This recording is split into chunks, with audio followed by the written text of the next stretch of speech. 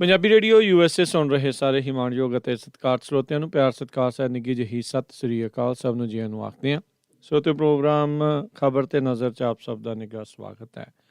ਅੱਜ 25 ਫਰਵਰੀ ਦਿਨ ਸ਼ਨੀਚਰਵਾਰ ਮੇਰੇ ਨਾਲ ਜੁੜ ਚੁੱਕੇ ਨੇ ਪੰਜਾਬ ਤੋਂ ਮਿੰਟੂ ਗੁਰੂਸਰੀਆ ਜੀ। ਮਿੰਟੂ ਜੀ, ਜੀਆਂ ਨੂੰ ਸਵਾਗਤ ਹੈ। ਸਤਿ ਸ੍ਰੀ ਅਕਾਲ ਜੀ। ਸ਼ੁਕਰੀਆ ਸਾਰਿਆਂ ਨੂੰ, ਸਤਿ ਸ੍ਰੀ ਅਕਾਲ ਜੀ। ਸਾਡੇ ਅੱਜ ਦੇ ਪ੍ਰੋਗਰਾਮ ਨੂੰ ਤੁਹਾਡੇ ਸਾਰਿਆਂ ਤੱਕ ਪਹੁੰਚਾਉਣ 'ਚ ਸਹਿਯੋਗ ਕਰਦੇ ਨੇ ਖਾਲਸਾ ਇੰਸ਼ੋਰੈਂਸ ਏਜੰਸੀ, ਜਿਨ੍ਹਾਂ ਦੇ ਕੋਲੋਂ ਤੁਸੀਂ ਹਰ ਇੱਕ ਤਰੀਕੇ ਦੀ ਇੰਸ਼ੋਰੈਂਸ ਕਰਵਾ ਸਕਦੇ ਹੋ। ਇੰਸ਼ੋਰੈਂਸ ਬਾਰੇ ਪਤਾ ਕਰਨ ਲਈ ਕਾਲ ਕਰ ਸਕਦੇ ਹੋ 408-272-2500। ਮੈਡੀਕੇਅਰ ਦੇ ਲਈ ਅਪਲਾਈ ਕਰਨਾ ਚਾਹੁੰਦੇ ਹੋ ਜਾਂ ਚੱਲ ਰਹੇ ਮੈਡੀਕੇਅਰ ਦੇ ਵਿੱਚ ਚੇਂਜਸ ਕਰਵਾਉਣਾ ਚਾਹੁੰਦੇ ਹੋ ਤਾਂ ਕਾਲ ਕਰੋ 408-272-2500। ਪੂਰੇ ਅਮਰੀਕਾ ਦੇ ਵਿੱਚ ਮੈਡੀਕੇਅਰ ਦੇ ਲਈ ਤੁਹਾਨੂੰ ਮਦਦ ਦੇਣਗੇ। US ਇਮੀਗ੍ਰੇਸ਼ਨ ਦਾ ਹੋਵੇ ਕਿਸੇ ਵੀ ਤਰੀਕੇ ਦਾ ਕੰਮ, ਕਾਲ ਅਟਰਨੀ ਜੇ ਟੇਟਕੀਆਣਾ 4159090503 415-909-0503। GK Dhanota university, Baljinder Singh Nijjar Woodland, Paramjit Kaur Rangi Vacaville, Harnek Singh Pawla Indian cuisine Renton Washington, Sarabjit Singh Shokar Turlock, GN tire and lube, ਜਿਨ੍ਹਾਂ ਦੇ ਕੋਲੋਂ ਤੁਸੀਂ truck wash, air change, oil change, air ਬ੍ਰੇਕਾਂ ਦਾ ਕੰਮ ਕਰਵਾ ਸਕਦੇ ਹੋ। ਨਵੇਂ ਪੁਰਾਣੇ ਟਾਇਰ ਵਾਜਿਬ ਕੀਮਤਾਂ 'ਤੇ ਖਰੀਦ ਸਕਦੇ ਹੋ। ਸੈਂਟਾਨੈਲਾ 'ਚ ਲੋਕੇਸ਼ਨ ਹੈ। ਕਾਲ ਨਿੰਮਾ ਸੋਹਤਾ 2092770113। ਜੱਸੀ ਗਿੱਲ, ਬੇਕਰਸਫੀਲਡ, ਬੂਟਾ ਸਿੰਘ, ਰਾਣੀਪੁਰ, ਫਰੈਸਨੋ। ਸਾਰਿਆਂ ਦਾ ਧੰਨਵਾਦ। ਜੇਕਰ ਤੁਸੀਂ ਜਾਂ ਕੋਈ ਹੋਰ ਕਾਰੋਬਾਰ ਇਸ ਪ੍ਰੋਗਰਾਮ ਨੂੰ ਸਪਾਂਸਰ ਕਰਨਾ ਚਾਹੁੰਦੇ ਹੋ, ਸੰਪਰਕ ਕਰ ਸਕਦੇ ਹੋ ਨੰਬਰ 408-722-7698 ਦੇ ਉੱਤੇ। ਮਿੰਟੂ ਜੀ, ਅੱਜ ਦੀਆਂ ਅਹਿਮ ਖਬਰਾਂ ਕੀ ਰਹੀਆਂ? ਜੀ ਦੇਖੋ, ਬੀਤੇ ਦਿਨ ਹੀ ਕੋਟਕਪੂਰਾ ਗੋਲੀकांड ਦੇ ਵਿੱਚ ਬਾਦਲਾਂ ਦਾ ਨਾਂ ਚਾਰਜਸ਼ੀਟ 'ਚ ਆਉਣ ਦੇ ਕਥਿਤ ਦਾਅਵੇ ਤੋਂ ਬਾਅਦ ਅੱਜ ਅਕਾਲੀ ਦਲ ਦੀ ਲੀਡਰਸ਼ਿਪ ਨੇ ਵੀ ਇੱਕ ਮੋੜਵਾਂ ਹੱਲਾ ਸਰਕਾਰ ਤੇ ਕੀਤਾ ਹੈ, ਕਿਉਂਕਿ ਇਹ ਕੱਲ ਚਰਚਾ ਕਾਫੀ ਹੋਈ। ਇਸ ਖਬਰ ਨੂੰ ਲੋਕਾਂ ਨੇ ਬੜਾ ਉਤਸੁਕਤਾ ਦੇ ਨਾਲ ਵੇਖਿਆ, ਸੁਣਿਆ। ਤਾਂ ਅੱਜ ਅਕਾਲੀ ਦਲ ਦੀ ਸੀਨੀਅਰ ਲੀਡਰਸ਼ਿਪ, ਜਿਹਦੇ ਵਿੱਚ ਚੰਦੂ ਮਾਜਰਾ ਸਾਹਿਬ, ਜਿਹਦੇ ਵਿੱਚ ਡਾਕਟਰ ਦਲਜੀਤ ਸਿੰਘ ਚੀਮਾ ਅਤੇ ਮਹੇਸ਼ ਇੰਦਰ ਸਿੰਘ ਗਰੇਵਾਲ ਵਰਗੇ ਵੱਡੇ ਚਿਹਰੇ ਸ਼ਾਮਲ ਸਨ, ਇਹਨਾਂ ਨੇ ਇੱਕ ਪ੍ਰੈਸ ਕਾਨਫਰੰਸ ਕੀਤੀ। ਪ੍ਰੈਸ ਕਾਨਫਰੰਸ ਦੇ ਵਿੱਚ ਇਹਨਾਂ ਨੇ ਜਿਹੜੀਆਂ ਗੱਲਾਂ ਕਹੀਆਂ ਕਿ ਦੇਖੋ, ਇਸ ਰਿਪੋਰਟ ਦੇ ਬਹਾਨੇ ਕਹਿ ਲਓ ਕਿ ਜਾਂ ਚਾਰਜਸ਼ੀਟ ਦੇ ਬਹਾਨੇ ਸਾਰਾ ਮਾਮਲਾ ਜਿਹੜਾ ਉਹ ਸਿਆਸੀ ਕੀਤਾ ਜਾ ਰਿਹਾ ਹੈ। ਉਹਨਾਂ ਨੇ ਟਾਈਮਿੰਗ ਨੂੰ ਲੈ ਕੇ ਸਵਾਲ ਚੁੱਕੇ ਕਿ 5.5 ਸਾਲ ਬੀਤ ਗਏ ਦੂਜੀਆਂ ਸਰਕਾਰਾਂ ਦੇ ਕਾਰਜਕਾਲ ਨੂੰ, ਅੱਜ ਤੱਕ ਚਲਾਨ ਪੇਸ਼ ਕਿਉਂ ਨਹੀਂ ਹੋਏ। ਦੂਜੀ ਗੱਲ ਇਹ ਉਹਨਾਂ ਨੇ ਮਨਸ਼ਾ ਤੇ ਵੀ ਖੜੀ ਕੀਤੀ ਕਿ ਸਰਕਾਰ ਦੀ ਮਨਸ਼ਾ ਜਿਹੜੀ ਹੈ ਉਹ ਕੁਛ ਹੋਰ ਜਾਪਦੀ ਹੈ, ਮਤਲਬ ਕਿ ਨਿਆਂ ਨਹੀਂ ਦਵਾ ਰਹੇ, ਮਨਸ਼ਾ ਇਹਨਾਂ ਦੀ ਸਿਆਸਤ ਕਰਨ ਦੀ ਹੈ। ਨਾਲ ਹੀ ਇਹਨਾਂ ਨੇ ਟਾਈਮਿੰਗ ਅਤੇ ਇਸ ਤੋਂ ਇਲਾਵਾ ਉਲੰਘਣ ਦੀ ਵੀ ਗੱਲ ਕੀਤੀ ਕਿ ਹਾਈ ਕੋਰਟ ਦੀਆਂ ਡਾਇਰੈਕਸ਼ਨਸ ਨੇ, ਸਾਫ਼ ਤੌਰ 'ਤੇ ਹਦਾਇਤਾਂ ਨੇ ਕਿ ਤੁਸੀਂ ਕੇਸ ਦੇ ਮੁਤਲਕ ਕੋਈ ਜਾਣਕਾਰੀ ਜਿਹੜੀ ਹੈ ਮੀਡੀਆ ਵਿੱਚ ਨਹੀਂ ਦੇਵੋਗੇ। ਤਾਂ ਇਹ ਅਜਿਹਾ ਕਰਕੇ ਕੀ ਸਾਬਤ ਕਰ ਰਹੇ ਆ? ਦੇਖੋ, ਇਹ ਗੱਲ ਜਿਹੜੀ ਹੈ ਉਹ ਕੱਲ੍ਹ ਦੀ ਚਰਚਿਤ ਹੈ, ਕਿਉਂਕਿ ਜਿੰਨੀਆਂ ਵੀ ਖਬਰਾਂ ਮੁੱਖ ਧਾਰਾ ਮੀਡੀਆ ਨੇ ਪੇਸ਼ ਕੀਤੀਆਂ, ਕਿਸੇ ਦੇ ਵੀ ਰਿਪੋਰਟਰ ਜਾਂ ਕਿਸੇ ਦੇ ਵੀ ਦਾਅਵੇ 'ਚ ਇਹ ਖੁਲਾਸਾ ਨਹੀਂ ਹੋਇਆ ਕਿ ਉਸਨੇ ਆਪ ਇਹ ਚਲਾਨ ਪੜ੍ਹਿਆ ਵਾ। ਮਤਲਬ ਕਿ ਦਾਵਾ ਸਾਰੇ ਕਹੀ ਗਏ, ਸੂਤਰ। ਪਰ ਇਹ ਸਾਫ਼ ਸੀਗਾ ਕਿ ਕਿਸੇ ਨੇ ਇਹ ਖਬਰ ਜਿਹੜੀ ਹੈ ਉਹ ਮੁੱਖ ਧਾਰਾ ਦੇ ਮੀਡੀਆ ਤੱਕ ਪਹੁੰਚਾਈ ਆ। ਇਹੀ ਇੱਕ ਵੱਡਾ ਕਾਰਨ ਹੈ, ਵਜ੍ਹਾ ਹੈ ਇਸ ਵਿਵਾਦ ਦੀ ਕਿ ਜੇ ਹਾਈ ਕੋਰਟ ਦੀ ਡਾਇਰੈਕਸ਼ਨ ਹੈ ਤਾਂ ਫਿਰ ਤੁਸੀਂ ਇਹ ਸਾਰਾ ਕੁਝ ਕਿਵੇਂ ਕਰ ਸਕਦੇ ਹੋ। ਤਾਂ ਇਹਦੇ ਤੇ ਹੀ ਅੱਜ ਅਕਾਲੀ ਦਲ ਵੀ ਕੇਂਦਰਿਤ ਰਿਹਾ। ਇੱਧਰ ਜੇ ਤੁਸੀਂ ਦੂਸਰੇ ਪਾਸੇ ਵੇਖੋਗੇ ਤਾਂ 2 ਲਾਸ਼ਾਂ ਮਿਲੀਆਂ ਨੌਜਵਾਨਾਂ ਦੀਆਂ ਪਿੰਡ ਤੱਲਾ ਲਾਗੇ ਟਾਂਡਾ। ਦਰਅਸਲ ਇਹ ਨੌਜਵਾਨ ਬੀਤੇ ਕੁਝ ਦਿਨਾਂ ਤੋਂ 4-5 ਦਿਨਾਂ ਤੋਂ ਘਰਾਂ 'ਚੋਂ ਲਾਪਤਾ ਸਨ, ਗਾਇਬ ਸਨ। ਤਾਂ ਇਹਨਾਂ ਦੀਆਂ ਲਾਸ਼ਾਂ ਜਿਹੜੀਆਂ ਮਿਲੀਆਂ ਨੇ ਤਾਂ ਇਹਨਾਂ ਦੀਆਂ ਨਾੜਾਂ ਵਿੰਨੀਆਂ ਹੋਈਆਂ ਨੇ, ਯਾਨੀ ਸਰਿੰਜਾਂ ਨਾਲ ਸੂਈਆਂ ਲੱਗੀਆਂ ਹੋਈਆਂ ਨੇ। ਤਾਂ ਲਾਗੇ ਨਸ਼ੇ ਪੱਤੇ ਦਾ ਹੋਰ ਵੀ ਸਮਾਨ ਖਿਲ ਰਿਹਾ ਪਿਆ, ਜਿਸ ਤੋਂ ਸਹਿਜੇ ਅੰਦਾਜ਼ਾ ਲਾਇਆ ਜਾ ਸਕਦਾ ਹੈ ਕਿ ਓਵਰਡੋਜ਼ ਨਾਲ ਮੌਤਾਂ ਹੋਈਆਂ ਨੇ। ਦਰਅਸਲ ਪੰਜਾਬ ਦੀ ਇਹ ਦੁਖਾਂਤਕ ਬਦਕਿਸਮਤੀ ਕਹੀ ਜਾ ਸਕਦੀ ਆ ਕਿ ਅੱਗੇ ਓਵਰਡੋਜ਼ ਨਾਲ ਕੱਲੇ ਮਰਦੇ ਸੀ, ਹੁਣ ਓਵਰਡੋਜ਼ ਨਾਲ ਡਬਲ ਮਰਨ ਲੱਗ ਪਏ ਨੇ, ਜਾਂ ਇੱਕ ਤੋਂ ਵਧੇਰੇ ਮੌਤਾਂ ਹੋ ਰਹੀਆਂ ਨੇ। ਸੋ 70 ਵਿਛਦੇ ਜਾ ਰਹੇ ਨੇ। ਸਰਕਾਰ ਅਤੇ ਸਲਾਹਕਾਰ ਸਾਰੇ ਹੀ ਹੁਣ ਗੂੰਗੇ ਬੋਲੇ ਬਣ ਗਏ ਆ। ਤੀਜੀ ਜੇ ਖਬਰ ਦੇਖੀਏ, ਜਿਹੜੀ ਵੱਡੀ ਖਬਰ ਤੇ ਚਰਚਿਤ ਖਬਰ ਰਹੀ ਅੱਜ ਦੇ ਦਿਨ ਵੀ, ਬਹੁਤ ਜ਼ਿਆਦਾ ਇਹਦੇ ਤੇ ਵੀ ਰਾਜਨੀਤੀ ਹੋਈ, ਜਿੱਥੇ ਕੰਗਣਾ ਰਣੌਤ ਦੀ ਐਂਟਰੀ ਹੋ ਗਈ। ਬੜਬੋਲੀ ਬੀਬੀ ਐਕਟਰੈਸ ਉਹ ਵੀ ਮੌਕਾ ਭਾਲਦੀ ਰਹਿੰਦੀ ਆ। ਉੱਥੇ ਅੱਜ ਭਗਵੰਤ ਮਾਨ ਹੋਰਾਂ ਨੇ ਵੀ ਅਜਨਾਲਾ ਘਟਨਾਕ੍ਰਮ ਤੇ ਇੱਕ ਸਟੇਟਮੈਂਟ ਦਿੱਤੀ। ਇਹਨਾਂ ਨੇ ਜੋ ਸਟੇਟਮੈਂਟ ਦਿੱਤੀ ਉਸ ਤੋਂ ਬਾਅਦ ਕਾਫੀ ਸਿਆਸੀ ਤੌਰ ਤੇ ਜੇ ਤੁਸੀਂ ਦੇਖੋਗੇ ਤਾਂ ਹਾਂ ਹੱਲਾ ਹੋਇਆ। ਇਹਨਾਂ ਨੇ ਜੋ ਬਿਆਨ ਦਿੱਤਾ ਕਿ ਸ੍ਰੀ ਗੁਰੂ ਗ੍ਰੰਥ ਸਾਹਿਬ ਨੂੰ ਥਾਣੇ ਤੱਕ ਲਿਜਾਣ ਵਾਲੇ ਪੰਜਾਬ ਜਾਂ ਪੰਜਾਬੀਅਤ ਦੇ ਵਾਰਿਸ ਨਹੀਂ ਹੋ ਸਕਦੇ, ਤਾਂ ਇਸ ਤੇ ਓਪੋਜੀਸ਼ਨ ਨੇ ਬੁਰੀ ਤਰ੍ਹਾਂ ਘੇਰ ਲਿਆ। ਪ੍ਰਤਾਪ ਸਿੰਘ ਬਾਜਵਾ ਨੇ ਤੇ ਅਸਤੀਫਾ ਤੱਕ ਮੰਗ ਲਿਆ ਕਿ ਤੁਸੀਂ ਆਪਣੀ ਫੇਲੀਅਰ ਨੂੰ ਪ੍ਰਵਾਨ ਕਰ ਰਹੇ ਹੋ ਤਾਂ ਤੁਹਾਨੂੰ ਅਸਤੀਫਾ ਦੇ ਕੇ ਇਹ ਗੱਦੀ ਜਿਹੜੀ ਹੈ ਉਹ ਕਿਸੇ ਕਾਬਲ ਬੰਦੇ ਨੂੰ ਸੌਂਪ ਦੇਣੀ ਚਾਹੀਦੀ ਆ। ਮਤਲਬ ਕਿ ਇਹਨਾਂ ਨੇ ਨਿਸ਼ਾਨਾ ਕੱਸਿਆ ਅੰਮ੍ਰਿਤਪਾਲ ਸਿੰਘ ਹੋਰਾਂ ਤੇ, ਤਾਂ ਇਹਨਾਂ ਤੇ ਨਿਸ਼ਾਨੇ ਜਿਹੜੇ ਆ ਉਹ ਫਿਰ ਕੱਸ ਦਿੱਤੇ ਓਪੋਜੀਸ਼ਨ ਨੇ, ਅਕਾਲੀਆਂ ਨੇ, ਕਾਂਗਰਸੀਆਂ ਨੇ।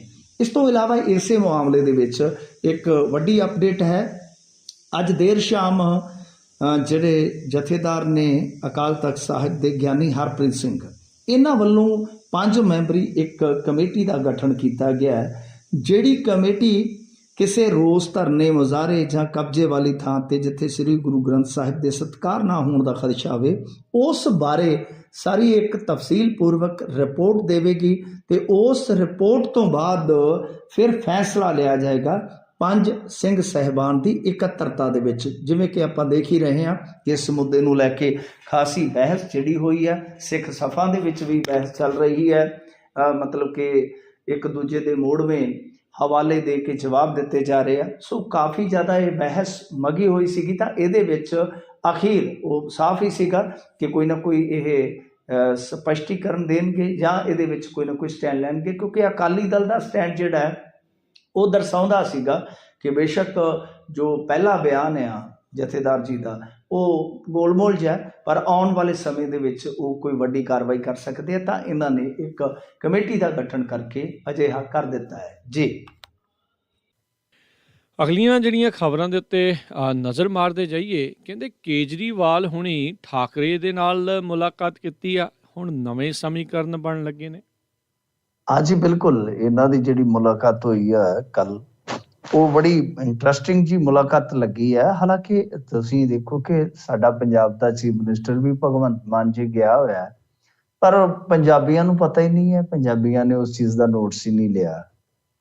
ਖੈਰ, ਉद्धਵ ਠਾਕਰੇ ਤੇ ਕੇਜਰੀਵਾਲ ਦੀ ਜਿਹੜੀ ਇਹ ਮੁਲਾਕਾਤ ਹੋਈ ਹੈ ਜੀ, ਇਹਦੇ ਮਾਇਨੇ ਇਹੋ ਕੱਢੇ ਜਾ ਰਹੇ ਆ ਕਿ ਜੋ ਇੱਕ ਧਿਰ ਹੋਰ ਉਸਾਰਨ ਦਾ ਯਤਨ ਕੀਤਾ ਜਾ ਰਿਹਾ ਅਰਵਿੰਦ ਕੇਜਰੀਵਾਲ ਵੱਲੋਂ, ਇਹ ਉਸੇ ਹੀ ਪ੍ਰਕਰਨ ਦਾ ਹਿੱਸਾ ਹੈ। ਮਤਲਬ ਕਿ KCR, ਅਰਵਿੰਦ ਕੇਜਰੀਵਾਲ ਤੇ ਕੁਝ ਹੋਰ ਇਹਨਾਂ ਦੇ ਹਮ ਖਿਆਲੀ ਹੈ। ਕੁਝ ਲੋਕ ਤੇ ਵੀ ਕਹਿੰਦੇ ਕਿ ਸ਼ਾਇਦ ਅਖਿਲੇਸ਼ ਹੋਰੀ ਵੀ ਇਹਨਾਂ ਦੇ ਨਾਲ ਆ ਜਾਣਗੇ, ਕਿ ਇਹ ਉਸੇ ਹੀ ਚੱਕਰ ਦੇ ਵਿੱਚ ਅੱਗੇ ਵਧ ਰਹੇ ਨੇ ਕਿ ਅਸੀਂ ਵੀ ਪੂਰੇ ਮੁਲਕ ਦੇ ਵਿੱਚ ਆਪਣੇ ਫਰੰਟ ਵਾਸਤੇ ਸਫਬੰਦੀ ਕਰੀਏ। ਹੁਣ ਕੌਣ ਕੌਣ ਆਉਂਦਾ ਕੌਣ ਨਹੀਂ ਆਉਂਦਾ ਇਸ ਗੱਲ ਦਾ ਤਾਂ ਪਤਾ ਨਹੀਂ ਹੈ ਜੀ, ਪਰ ਜਿਹੜੀ ਕੱਲ ਇਹਨਾਂ ਨੇ ਮੁਲਾਕਾਤ ਕੀਤੀ ਹੈ ਉद्धਵ ਠਾਕਰੇ ਦੇ ਨਾਲ, ਇਹ ਬਾਂਦਰਾ ਸਥਿਤ ਜਿਹੜਾ ਉਹਦਾ ਰਹਾਇਸ਼ੀ ਟਿਕਾਣਾ ਹੈ ਉੱਥੇ ਜਾ ਕੇ ਕੀਤੀ ਹੈ। ਤਾਂ ਆਮ ਆਦਮੀ ਪਾਰਟੀ ਦੇ ਇਹਦੇ ਚ ਕੇਜਰੀਵਾਲ ਸਾਹਿਬ ਤੇ ਹੈਗੇ ਮਾਨ ਸਾਹਿਬ ਹੈਗੇ ਆ, ਆਮ ਆਦਮੀ ਪਾਰਟੀ ਦੇ ਜਿਹੜੇ ਰਾਜ ਸਭਾ ਦੇ ਮੈਂਬਰ ਆ ਸੰਜੇ ਸਿੰਘ ਤੇ ਰਾਘਵ ਚੱਡਾ, ਇਹ ਸਾਰੇ ਸਨ। ਤਾਂ ਇਹਨਾਂ ਨੇ ਕਿਹਾ ਕਿ ਅੱਗੇ ਵੀ ਮਿਲਦੇ ਰਹਾਂਗੇ ਤੇ ਸਾਲ 2024 ਦੇ ਵਿੱਚ ਦੇਸ਼ ਨੂੰ ਰਾਜਨੀਤਿਕ ਬਦਲ ਦੇਣ ਲਈ ਅਸੀਂ ਕੰਮ ਕਰਾਂਗੇ। ਮਤਲਬ ਕਿ ਇੰਨੀ ਕੁ ਗੱਲ ਇਹਨਾਂ ਨੇ ਕਿਹਾ। ਉद्धਵ ਨੇ ਕਿਹਾ ਕਿ ਸਾਰਿਆਂ ਨੂੰ ਪਤਾ ਹੈ ਕਿ ਕੇਜਰੀਵਾਲ ਅਤੇ ਮਾਨ ਸਾਨੂੰ ਮਿਲਣ ਕਿਉਂ ਆਏ ਆ, ਦੇਸ਼ ਦੇ ਸਾਰੇ ਨੇਤਾ ਸਾਡੇ ਨਾਲ ਸੰਪਰਕ ਕਰ ਰਹੇ ਆ। ਮੁਲਾਕਾਤ ਦੇ ਦੌਰਾਨ ਦੇਸ਼ ਨੂੰ ਮਜ਼ਬੂਤ ਬਣਾਉਣ ਦੇ ਤੌਰ ਤਰੀਕਿਆਂ ਤੇ ਚਰਚਾ ਹੋਈ ਹੈ। ਕੇਜਰੀਵਾਲ ਨੇ ਕਿਹਾ ਕਿ ਉद्धਵ ਨੇ ਜਿਸ ਤਰ੍ਹਾਂ ਕੋਵਿਡ ਕਾਲ ਦੇ ਵਿੱਚ ਕੰਮ ਕੀਤਾ ਉਹ ਕਾਬਲੇ ਤਾਰੀਫ ਹੈ। ਤਾਂ ਮਤਲਬ ਕਿ ਸਾਫ਼ ਹੈ ਉਹ ਉਹਦਾ ਪਿੰਡਾ ਖੁਰਕ ਰਿਹਾ, ਉਹ ਉਹਦਾ ਪਿੰਡਾ ਖੁਰਕ ਰਿਹਾ ਹੈ। ਸਹੀ।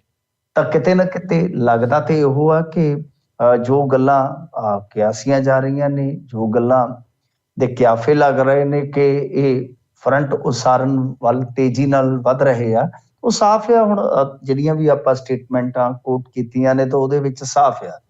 ਉद्धਵ ਠਾਕਰੇ ਤਾਂ ਕਹਿ ਰਹੇ ਨੇ ਕਿ ਤੁਹਾਨੂੰ ਸਾਰਿਆਂ ਨੂੰ ਪਤਾ ਹੀ ਹੈ ਨਾ ਇਹ ਕਿਉਂ ਮਿਲਣ ਆਏ ਆ, ਤਾਂ ਕਹਿ ਹੀ ਰਹੇ ਆ ਕਿ ਅਸੀਂ ਬਦਲ ਦੇਣ ਦੀ ਕੋਸ਼ਿਸ਼ ਕਰ ਰਹੇ ਹਾਂ। ਪਰ ਇੱਕ ਚੀਜ਼ ਆ, ਤੁਸੀਂ ਚਲੋ ਦੇਖਿਆ ਕਿ ਇਹ ਸਾਰਾ ਕੁਛ ਤਾਂ ਹੁੰਦਾ ਹੀ ਆ ਰਾਜਨੀਤੀ ਦੇ ਵਿੱਚ।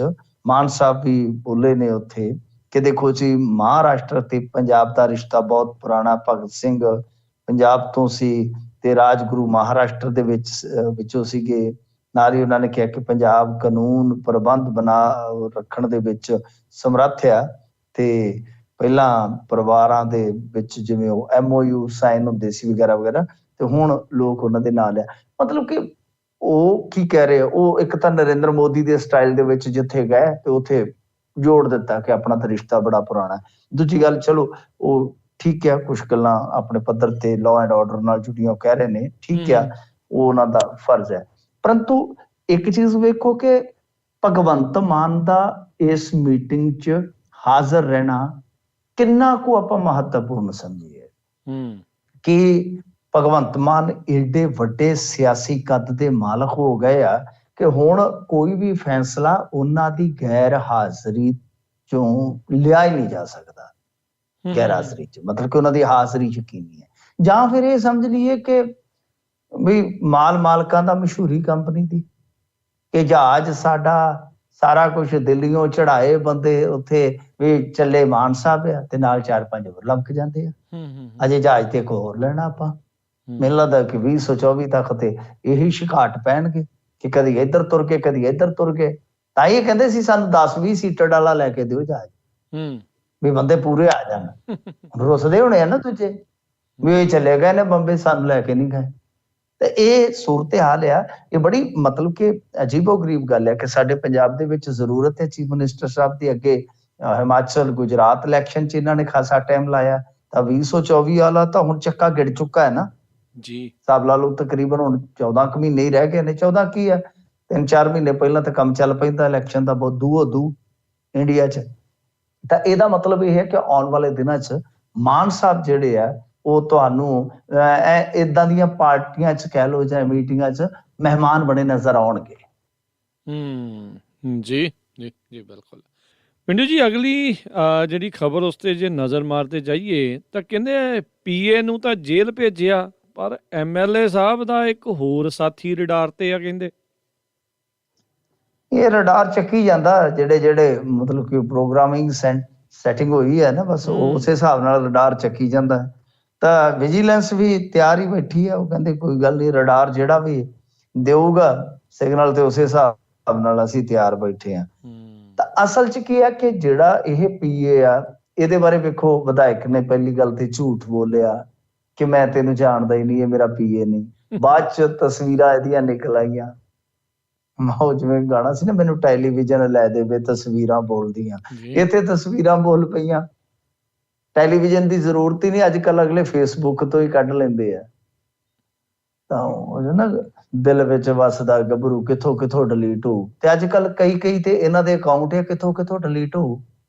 ਤਾਂ ਲੱਭ ਲਈਆਂ ਫੋਟੋਆਂ ਅਗਲਿਆਂ ਨੇ ਕਿ ਕੰਪੇਨ ਦੇ ਵਿੱਚ ਵਿਕਟਰੀ ਸਾਈਨ ਬਣਾ ਕੇ ਕਿਸ ਤਰ੍ਹਾਂ ਇਹ PA ਰਿਸ਼ਮ ਜਿਹੜਾ ਕਥਿਤ PA ਹੈ ਉਹ ਕਿੱਦਾਂ ਨਾਲ ਸੀਗਾ। ਤਾਂ ਖੈਰ ਉਸ ਤੋਂ ਬਾਅਦ ਚਲੋ ਵਿਧਾਇਕ ਅਮਿਤ ਰਤਨ ਦੀ ਗ੍ਰਿਫਤਾਰੀ ਹੋ ਜਾਂਦੀ ਆ। ਹੁਣ PA ਦੀ ਜਾਨ ਛੁੱਟ ਗਈ ਆ, ਉਹ ਰਿਮਾਂਡ ਕੱਟ ਕੇ ਤੇ ਜੇਲ੍ਹ 'ਚ ਚਲੇ ਗਿਆ। ਪਰ ਦੂਸਰੇ ਪਾਸੇ ਹੁਣ ਇਸੇ ਤਰ੍ਹਾਂ ਦਾ ਕੋਈ ਇੱਕ ਨੇੜੂ ਇਹਦਾ ਹੋਰ ਹੈ ਜਿਹੜਾ ਇਸ ਵੇਲੇ ਰਡਾਰ ਤੇ ਹੈਗਾ, ਉਹਦੇ ਬਾਰੇ ਵੀ ਚਰਚਾਵਾਂ ਨੇ।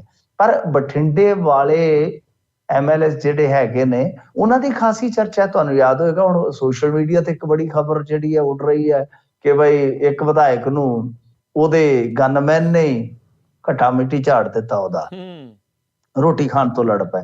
ਪਰ ਇਸ ਤੋਂ ਇਲਾਵਾ ਇੱਕ ਵੱਡੀ ਗੱਲ ਜਿਹੜੀ ਆਹ ਘਟਾ ਝਾੜਨ ਵਾਲੀ ਖਬਰ ਕੱਢ ਕੇ ਲਿਆਇਆ ਸੀ ਪੱਤਰਕਾਰ, ਬੜਾ ਸੀਨੀਅਰ ਪੱਤਰਕਾਰ ਆ ਬਠਿੰਡੇ ਦਾ, ਉਹਦੀ ਇੱਕ ਰਿਪੋਰਟ ਨੈਸ਼ਨਲ ਨਿਊਜ਼ਪੇਪਰ 'ਚ ਲੱਗੀ ਹੋਈ ਆ ਅੱਜ ਹੀ। ਉਹਦੇ ਅਨੁਸਾਰ ਤੇ ਇਹ ਵੀ ਹੈ ਕਿ ਇਸੇ ਇਲਾਕੇ ਦੇ 2 ਹੋਰ ਵਿਧਾਇਕ ਜਿਹੜੇ ਆ ਉਹ ਵੀ ਰਡਾਰ ਤੇ ਜੇ। ਮਤਲਬ ਕਿ ਗੱਲ ਹੋ ਜਾਵੇ ਨਾ, ਪਿਕਚਰ ਤੋਂ ਅਭੀ ਬਾਕੀ ਹੈ ਮੇਰੇ ਦੋਸਤ, ਪਾਰਟੀ ਤੋਂ ਅਭੀ ਸ਼ੁਰੂ ਹੋਈ ਹੈ।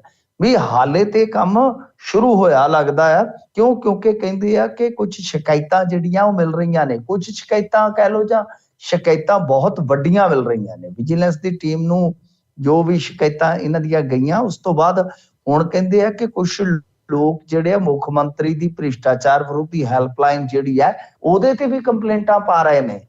ਤਾਂ ਗੱਲ ਜਿਹੜੀ ਆ ਉਹ ਗਾਂ ਤੱਕ ਜਾਏਗੀ, ਜਿਵੇਂ ਬਾਤ ਨਿਕਲੀ ਤੋਂ ਦੂਰ ਤਲਕ ਜਾਏਗੀ। ਤਾਂ ਲੱਗਦਾ ਇਹੋ ਹੈ ਕਿ ਗੱਲ ਜਿਹੜੀ ਆ ਉਹ ਦੂਰ ਤੱਕ ਜਾਣ ਵਾਲੀ ਆ, ਕਿਉਂਕਿ ਇੱਕ ਵਾਰੀ ਜਦੋਂ ਇਸ ਤਰ੍ਹਾਂ ਦਾ ਛੇੜਾ ਛਿੜ ਜਾਂਦਾ ਆ, ਜਦੋਂ ਇਸ ਤਰ੍ਹਾਂ ਦੇ ਪਾਜ ਉਧੜ ਜਾਂਦੇ ਆ, ਫਿਰ ਉਸ ਤੋਂ ਬਾਅਦ ਜੋ ਜੋ ਹੋਇਆ ਹੁੰਦਾ ਹੈ ਲੋਕਾਂ ਦੇ ਨਾਲ, ਉਹ ਆ ਕੇ ਦੱਸਣਾ ਸਟਾਰਟ ਕਰ ਦਿੰਦੇ ਆ। ਹੌਸਲਾ ਵੀ ਵੱਧ ਜਾਂਦਾ ਹੈ ਨਾ ਕਿ ਹੁਣ ਕੰਮ ਚੱਲ ਪਿਆ। ਸੋ ਖੈਰ ਦੇਖਦੇ ਆ ਕਿ ਕਿਹੜੇ ਕਿਹੜੇ ਨਾਮ ਆਉਂਦੇ ਆ, ਜਾਂ ਕਿਹੜੇ ਕਿਹੜੇ ਰਡਾਰ ਤੇ ਚਿਹਰੇ ਆਉਂਦੇ ਆ, ਤੇ ਉਸ ਤੋਂ ਬਾਅਦ ਫਿਰ ਕਿਹੜੇ ਕਿਹੜੇ ਹਵਾਲਾਤ ਦੇ ਵਿੱਚ ਬਹਿ ਕੇ ਤਾਜ਼ੀ ਹਵਾ ਖਾਂਦੇ ਆ। ਜੀ ਜੀ ਜੀ। ਲਾਰੈਂਸ ਬਿਸ਼ਨੋਈ ਨੇ ਖੁਦ ਨੂੰ ਖਤਰਾ ਦੱਸਿਆ, ਜਿਹੜੇ ਬਹੁਤੇ ਐਮਐਲਏ ਅੰਦਰ ਕਰੀ ਜਾਂਦੇ ਉਹਨਾਂ ਤੋਂ ਤਾਂ ਨਹੀਂ? ਨਹੀਂ ਨਹੀਂ, ਵੀ ਕਿਤੇ ਮੈਨੂੰ ਸਿਆਸਤ 'ਚ ਨਾ ਲੈ ਜਾਣ ਫੜ ਕੇ। ਸਹੀ ਗੱਲ। ਖੈਰ ਜੀ ਦੇਖੋ, ਸ਼ਹਿਰ ਦੇ ਇੱਕ ਕਲੱਬ ਤੇ, ਯਾਨੀ ਜੈਪੁਰ ਦੀ ਗੱਲ ਹੈ, ਸੌਰੀ ਫਿਰੋਜ਼ਪੁਰ ਕਹਿ ਰਿਹਾ ਸੀਗਾ। ਸ਼ਹਿਰ ਦਾ ਇੱਕ ਇਹਨਾਂ ਦਾ ਕੋਈ ਕਲੱਬ ਹੈ, ਉਹਦੇ ਤੇ ਫਾਇਰਿੰਗ ਦੇ ਮਾਮਲੇ ਦੇ ਵਿੱਚ ਵਪਾਰੀਆਂ ਨੂੰ ਧਮਕਾਉਣ ਦਾ ਇਹ ਜਿਹੜਾ ਮਸਲਾ ਹੈ, ਇਹਦੇ 'ਚ ਰਾਜਸਥਾਨ ਪੁਲਿਸ ਨੇ ਲਾਰੈਂਸ ਬਿਸ਼ਨੋਈ ਨੂੰ ਵੀਸੀ ਦੇ ਜ਼ਰੀਏ, ਜਿਹੜਾ ਜੈਪੁਰ ਮੈਟਰੋ ਫਸਟ ਕਲਾਸ ਹੈਗਾ ਜੱਜ ਕੋਰਟ, ਉਹਦੇ ਸਾਹਮਣੇ ਜਦੋਂ ਪੇਸ਼ ਕੀਤਾ, ਤਾਂ ਉਹਨੇ ਉੱਥੇ ਇੱਕ ਮਤਲਬ ਕਿ ਅਰਜੀ ਦਾਇਰ ਕੀਤੀ ਆ, ਤੇ ਉਹਦੇ 'ਚ ਉਹਨੇ 2 ਪਾਰਟੀਆਂ ਦਾ ਨਾਮ ਲਿਆ ਖਾਸ ਤੌਰ ਤੇ। ਇਹ ਵੇਖਣ ਵਾਲੀ ਗੱਲ ਆ, ਕਾਂਗਰਸ ਤੇ ਆਮ ਆਦਮੀ ਪਾਰਟੀ, ਕਿ ਇਹਨਾਂ ਵੱਲੋਂ ਝੂਠੇ ਜਿਹੜੇ ਮੁਕੱਦਮੇ ਮੇਰੇ ਤੇ ਪਾਏ ਜਾ ਰਹੇ ਆ, ਤੇ ਇਹਨਾਂ ਦੋਵਾਂ ਪਾਰਟੀਆਂ ਤੋਂ ਮੈਨੂੰ ਖਤਰਾ ਹੈ। ਤੇ ਕੋਰਟ ਨੇ ਇਹ ਅਰਜੀ ਪ੍ਰਵਾਨ ਕਰਦਿਆਂ 2 ਮਾਰਚ ਹੁਣ ਸੁਣਵਾਈ ਵਾਸਤੇ ਤਾਰੀਖ ਤੈਅ ਕੀਤੀ ਆ। ਮਤਲਬ ਕਾਂਗਰਸ ਸਰਕਾਰ ਕਿੱਥੇ ਆ ਗਈ? ਰਾਜਸਥਾਨ ਦੇ ਵਿੱਚ। ਆਮ ਆਦਮੀ ਪਾਰਟੀ ਸਰਕਾਰ ਕਿੱਥੇ ਆ ਗਈ? ਪੰਜਾਬ ਦੇ ਵਿੱਚ। ਵੈਸੇ ਤਾਂ ਅੱਗੇ ਵੀ ਲਾਰੈਂਸ ਨੇ ਬਹੁਤ ਵਾਰੀ ਇਸ ਤਰ੍ਹਾਂ ਦੀਆਂ ਪਟੀਸ਼ਨਾਂ ਪਾਈਆਂ ਨੇ। ਰਾਜ ਕਰਨਵੀਰ ਸਿੰਘ ਜੀ ਜਦੋਂ ਅੱਗੇ ਰਾਜਸਥਾਨ ਦੀ ਜੇਲ੍ਹ ਵਿੱਚ ਬੰਦ ਸੀ, ਕਿਉਂਕਿ ਆਨੰਦਪਾਲ ਦੀ ਮੌਤ ਤੋਂ ਬਾਅਦ ਲਾਰੈਂਸ ਬਹੁਤ ਤੇਜ਼ੀ ਨਾਲ ਉੱਥੇ ਉਭਰਦਾ ਹੈ। ਇੱਥੋਂ ਜਦੋਂ ਪੰਜਾਬ ਚੋਂ ਰਾਜਸਥਾਨ ਦੀ ਜੇਲ੍ਹ 'ਚ ਜਾਂ ਜੇਲ੍ਹਾਂ 'ਚ ਕਹਿ ਲਓ ਸ਼ਿਫਟ ਕੀਤਾ ਜਾਂਦਾ, ਤਾਂ ਉਸ ਤੋਂ ਬਾਅਦ ਕਿਉਂਕਿ ਇਹਨਾਂ ਦਾ ਉੱਥੇ ਕੰਮਕਾਰ ਬਹੁਤ ਧੜੱਲੇ ਨਾਲ ਚੱਲਦਾ ਹੈ, ਫਿਰ ਇਹਨੂੰ ਤਿਹਾੜ ਜੇਲ੍ਹ 'ਚ ਘੱਲਿਆ ਜਾਂਦਾ, ਤੇ ਤਿਹਾੜ ਜੇਲ੍ਹ 'ਚੋਂ ਫਿਰ ਤੁਹਾਨੂੰ ਗਾਂ ਪਤਾ ਹੀ ਹੈ, ਸਿੱਧੂ ਮੂਸੇਵਾਲਾ ਦੀ ਹੱਤਿਆ ਤੋਂ ਬਾਅਦ ਇੱਥੇ ਲਿਆਂਦਾ ਜਾਂਦਾ ਤੇ ਕੇਸ ਜਿਹੜੇ ਪਾਏ ਜਾਂਦੇ ਆ। ਮਤਲਬ ਲਾਰੈਂਸ ਨੇ ਅੱਗੇ ਵੀ ਜਦੋਂ ਉਹਨੂੰ ਪੰਜਾਬ ਲਿਆਂਦਾ ਜਾਂਦਾ ਸੀ, ਕਿਤੇ ਵਕਤ ਪਏ ਤੋਂ ਮਤਲਬ ਕਿ ਕੋਈ ਜ਼ਰੂਰਤ ਹੁੰਦੀ ਪੁਲਿਸ ਨੂੰ ਤਾਂ ਲੈ ਕੇ ਆਉਂਦੇ, ਤਾਂ ਉਦੋਂ ਵੀ ਕੋਰਟ ਦੇ ਵਿੱਚ ਕਈ ਵਾਰ ਇਸ ਤਰ੍ਹਾਂ ਦੀ ਪਟੀਸ਼ਨ ਜਿਹੜੀ ਜਾਂਦੀ ਹੈ, ਤਾਂ ਕਿ ਕੋਈ ਇਨਕਾਊਂਟਰ ਦੀ ਸੰਭਾਵਨਾ ਨਾ ਬਚੇ। ਔਰ ਇਹ ਗੱਲ ਆਪਾਂ ਜਦੋਂ ਦਿੱਲੀ ਤੋਂ ਲਿਆਣਾ ਸੀਗਾ, ਉਸ ਵੇਲੇ ਵੀ ਵੇਖਿਆ ਕਿ ਚਾਰਾਜੋਈ ਹੋਈ ਸੀਗੀ ਕਾਨੂੰਨੀ ਤੌਰ ਤੇ, ਕਿਉਂਕਿ ਇਹ ਤੇ ਵੈਸੇ ਸਾਰਿਆਂ ਦਾ ਹੱਕ ਹੁੰਦਾ ਹੈ ਕਿ ਕਾਨੂੰਨੀ ਚਾਰਾਜੋਈ ਕੋਈ ਕਰ ਸਕਦਾ, ਪਰ ਇਹ ਪਹਿਲਾ ਮੌਕਾ ਹੋਏਗਾ। ਪਟੀਸ਼ਨਾਂ ਅੱਗੇ ਵੀ ਪੈਂਦੀਆਂ ਨੇ, ਇਸ ਤਰ੍ਹਾਂ ਦੇ ਜਿਹੜੇ ਹੁੰਦੇ ਨੇ ਕ੍ਰਿਮੀਨਲ, ਉਹਨਾਂ ਨੂੰ ਪਤਾ ਹੁੰਦਾ ਕਿ ਪੁਲਿਸ ਜਾਂ ਸਿਆਸਤ ਕੁਝ ਕਰ ਸਕਦੀ ਹੈ, ਤਾਂ ਉਹ ਆਪਣਾ ਸੇਫਗਾਰਡ ਜਿਹੜਾ ਕਾਨੂੰਨ ਦਾ ਪੱਖ ਹੁੰਦਾ, ਉਹਦੇ ਤੋਂ ਥੋੜਾ ਜਿਹਾ ਕਹਿ ਲਓ ਕਿ ਜਾਣੂ ਹੋਣ ਕਰਕੇ ਉਹਨੂੰ ਇਸਤੇਮਾਲ ਕਰਦੇ ਨੇ ਜਾਂ ਕਰਨ ਦਾ ਯਤਨ ਕਰਦੇ ਨੇ। ਪਰ ਇੱਥੇ ਕੀ ਹੈ ਕਿ ਇੱਥੇ 2 ਪਾਰਟੀਆਂ ਦਾ ਜ਼ਿਕਰ ਕੀਤਾ ਗਿਆ ਹੈ। ਵਿਸ਼ੇਸ਼ ਤੌਰ ਤੇ ਕਹਿ ਲਈਏ ਕਿ ਸਿੱਧੇ ਰੂਪ ਦੇ ਵਿੱਚ 2 ਸੂਬਾ ਸਰਕਾਰਾਂ ਦਾ ਜ਼ਿਕਰ ਕੀਤਾ ਗਿਆ ਹੈ ਕਿ ਬਈ ਮੈਨੂੰ ਇਹਨਾਂ ਤੋਂ ਖਤਰਾ ਹੈ। ਤਾਂ ਇਹ ਵੀ ਇੰਟਰਸਟਿੰਗ ਫਿਰ ਸੁਣਵਾਈ ਹੋਏਗੀ ਕਿ ਉਹਦੇ ਵਿੱਚ ਕੀ ਕੁਝ ਜਿਹੜੇ ਤੱਥਾਤਮਕ ਤੌਰ ਤੇ ਉੱਥੇ ਕੋਈ ਸਬੂਤ ਰੱਖੇ ਜਾਂਦੇ ਆ, ਜਾਂ ਸਿਰਫ ਕੁਝ ਨਾ ਕੁਝ ਇੱਕ ਲਮਕਾ ਪੈਦਾ ਕਰਨ ਵਾਸਤੇ ਆ ਕਿ ਬਈ ਕੱਲ ਨੂੰ ਫਿਰ ਇਹ ਸਟੇਟਾਂ ਜਿਹੜੀਆਂ ਮਤਲਬ ਕਿ ਹੁਣ ਰਾਜਸਥਾਨ ਦੇ ਵਿੱਚ ਤਾਂ ਹੈਗਾ ਹੀ ਆ, ਕਿ ਪੰਜਾਬ ਜੇ ਕੱਲ ਨੂੰ ਕਿਤੇ ਮੈਨੂੰ ਮੰਗਦਾ ਹੈ ਵੀ ਰਿਮਾਂਡ ਤੇ ਲਿਜਾਣ ਵਾਸਤੇ, ਤਾਂ ਉਹ ਕਿਤੇ ਨਾ ਕਿਤੇ ਚੀਜ਼ ਜਿਹੜੀ ਹੈ ਉਹ ਕੋਰਟ ਦੇਖੇ। ਸੋ ਹਾਲ ਦੀ ਘੜੀ ਲਾਰੈਂਸ ਪੰਜਾਬ ਸਰਕਾਰ ਦੀ ਸ਼ਿਕਾਇਤ ਲਾ ਰਿਹਾ ਰਾਜਸਥਾਨ ਦੀ ਕੋਰਟ ਦੇ ਵਿੱਚ ਕਿ ਬਈ ਪੰਜਾਬ ਸਰਕਾਰ ਜਾਂ ਕਹਿ ਲਓ ਆਮ ਆਦਮੀ ਪਾਰਟੀ ਮੇਰੇ ਤੇ ਕੇਸ ਪਾ ਰਹੀ ਹੈ। ਹਾਲ ਫਿਲਹਾਲ ਮੈਨੂੰ ਲੱਗਦਾ ਕਿ ਲਾਰੈਂਸ ਹੈ ਵੀ ਇੱਥੇ, ਨਹੀਂ ਇੱਥੋਂ ਸੱਚ ਲੈ ਗਏ ਸਨ ਪੰਜਾਬ ਦੀ ਜੇਲ੍ਹ ਦੇ ਵਿੱਚ ਉਹਨੂੰ, ਰਾਜਸਥਾਨ ਲੈ ਗਏ ਸਨ, ਨਹੀਂ ਤਾਂ ਬਠਿੰਡੇ ਜੇਲ੍ਹ 'ਚ ਹੀ ਬੰਦ ਸੀਗਾ। ਜੀ ਜੀ ਜੀ। ਅਗਲੀ ਮਿੰਟੋ ਜੀ ਗੱਲ ਕਰੀਏ ਕਬੱਡੀ ਖਿਡਾਰੀ ਦੀ ਮੌਤ ਤੋਂ ਬਾਅਦ ਕਬੱਡੀ ਜਗਤ ਸਦਮੇ 'ਚ। ਮਿੰਟੂ ਜੀ ਬਹੁਤ ਜ਼ਿਆਦਾ ਇੱਦਾਂ ਦੀਆਂ ਮੌਤਾਂ ਦੀਆਂ ਰਿਪੋਰਟਾਂ ਕਬੱਡੀ ਖੇਡ ਦੇ ਦੌਰਾਨ, ਮੈਚਾਂ ਦੇ ਦੌਰਾਨ ਜਿਹੜੀਆਂ ਹੋਣ ਲੱਗ ਪਈਆਂ।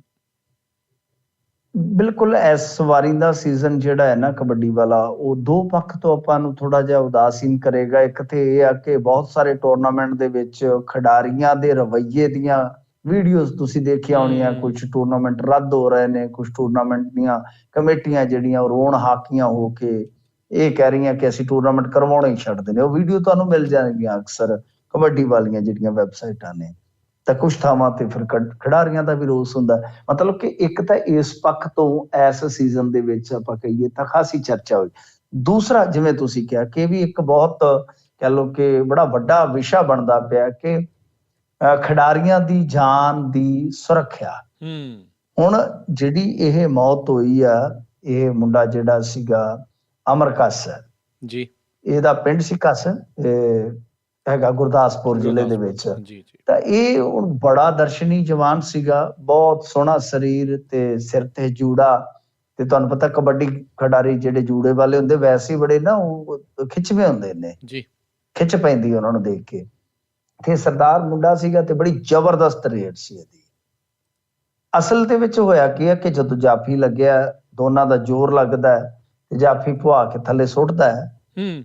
ਤਾਂ ਜਾਫੀ ਵੀ ਤਗੜਾ ਸੀਗਾ ਤੇ ਬਸ ਐ ਥੱਲੇ ਵੱਜਦਾ। ਮੈਂ ਵੀਡੀਓ ਵੇਖੀ ਹੈ ਗੌਰ ਦੇ ਨਾਲ, ਇੱਕ ਵਾਰੀ ਉੱਠ ਵੀ ਪੈਂਦਾ ਹੈ ਪਰ ਬਾਅਦ ਚ ਕੈਮਰਾ ਦੂਸਰੇ ਐਂਗਲ ਤੇ ਆ, ਰੇਡ ਪੈਣੀ ਸਟਾਰਟ ਹੁੰਦੀ ਹੈ ਪਰ ਦੱਸਦੇ ਆ ਕਿ ਫਿਰ ਡਿੱਗ ਪੈਂਦਾ, ਬੇਹੋਸ਼ ਹੁੰਦਾ ਹੈ, ਹਸਪਤਾਲ ਖੜਿਆ ਜਾਂਦਾ ਜਿੱਥੇ ਡੈਥ ਹੋ ਜਾਂਦੀ ਆ।